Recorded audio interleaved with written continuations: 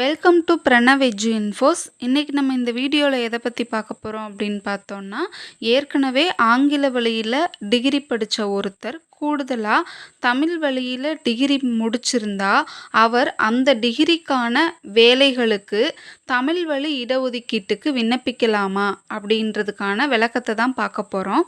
Tamil Nadu government அனைத்து துறை வேலைகள்லையும் horizontal ரிசர்வேஷனாக 20% reservation PSTM கேண்டிடேட்ஸ்க்கு தர்றாங்க.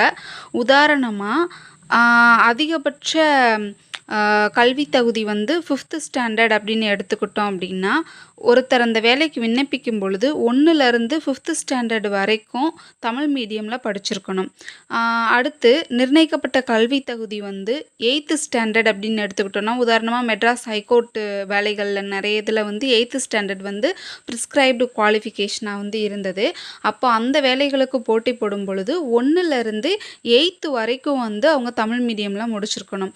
அடுத்து ப்ரிஸ்கிரைப்டு குவாலிஃபிகேஷன் 10th ஸ்டாண்டர்ட் அப்படின்னா 1லேருந்து 10th வரைக்கும் அவங்க தமிழ் மீடியமில் படிச்சிருக்கணும்.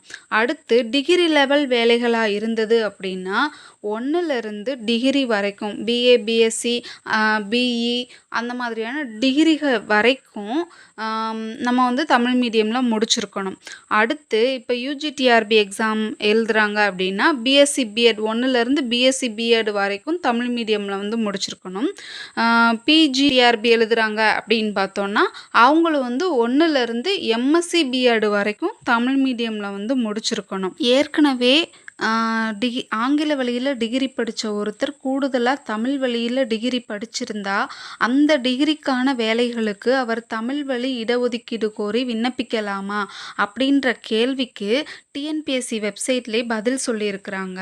அந்த இதை நான் இப்போ உங்களுக்கு படித்து காமிக்கிறேன். 1ஆம் வகுப்பு முதல் 12ஆம் வகுப்பு வரை தமிழை பயிற்று மொழியாக கொண்டு கல்வி பயின்றேன்.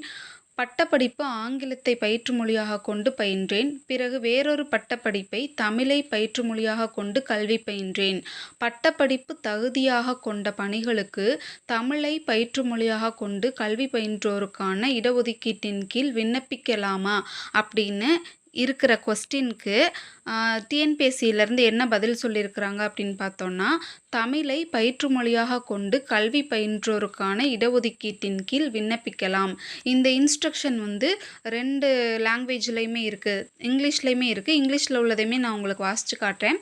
ஐ have studied Tamil as medium of instruction from 1 to 12th standard and I have completed my degree in English medium and I have studied another degree course with Tamil as medium of instruction.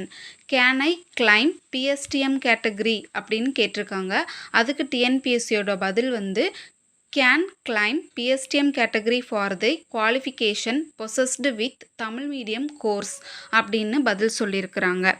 So இந்த விளக்கம் எந்த இடத்துல இருக்குது, TNPSC வெப்சைட்டில் எந்த இடத்துல இருக்குதுன்னு பார்த்தோன்னா, மெனுவில் FAQ அப்படின்ற ஆப்ஷனை கிளிக் பண்ணிங்கன்னா அதுக்குள்ளே இன்ஸ்ட்ரக்ஷன்ஸ் டு கேண்டிடேட்ஸ் அப்படின்றதுல தமிழ், இங்கிலீஷ் 2 லாங்குவேஜ்லேயுமே இதை கொடுத்துருக்குறாங்க. இந்த ரூல் டிஎன்பிஎஸ்சிக்கு பொருந்தும் அப்படின்னா டிஆர்பி, டிஎன்யூஸ், யூஎஸ்ஆர்பி, எம்ஆர்பி அப்படியான எல்லா தேர்வு வாரியங்களுக்குமே இந்த ரூல் பொருந்தும். அது மட்டும் இல்லை, தேர்வுகளற்ற நேரடி நியமனங்களுக்கும் இந்த விதி பொருந்தும். இந்த வீடியோ பயனுள்ளதாக இருந்ததுன்னா சப்ஸ்கிரைப் பண்ணுங்கள், ஷேர் பண்ணுங்கள். Thank you friends.